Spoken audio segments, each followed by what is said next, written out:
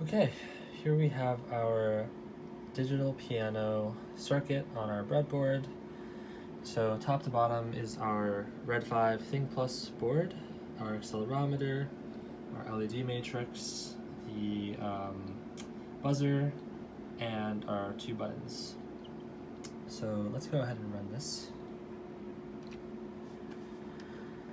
Now, each column on our LED matrix corresponds with a different key on the piano. So this first column here represents the C key, and each basically key is each step in a C major scale.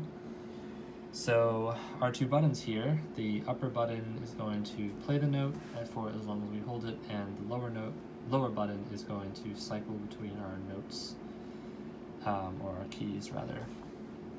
So if I were to press this button, it plays our C, and it has a nice little animation to show the key kind of expanding outward, just to show that, give you some more feedback that you're pressing it down, and then switching to D here.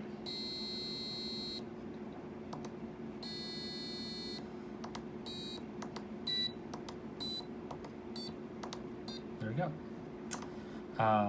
Like I mentioned earlier, it only cycles to the right, and if I could implement another feature, I would have an extra button that would cycle it to the left, but perhaps I'll need to get some more buttons first.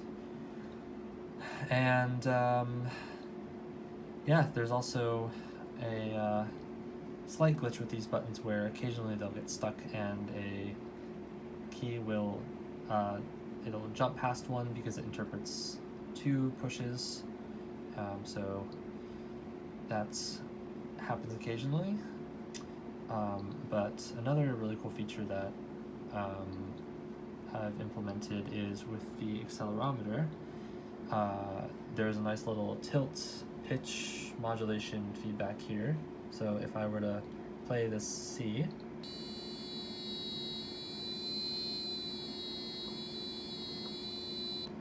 it sort of bends the pitch a little over, lower when I tilt to the left and upper when I tilt to the right, which is pretty fun to play around with. We can do some cool sort of like synthesizer violin style vibrato if we do it a little quicker.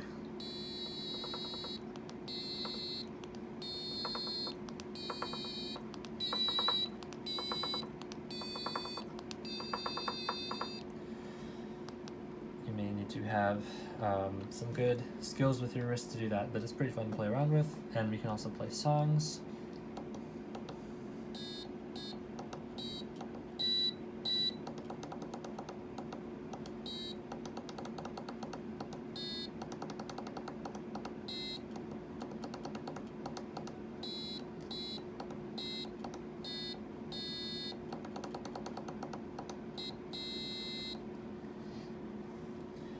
As you can see, moving downward is a bit tricky, but it's fun to play around with and a nice little makeshift instrument, so I hope you enjoyed.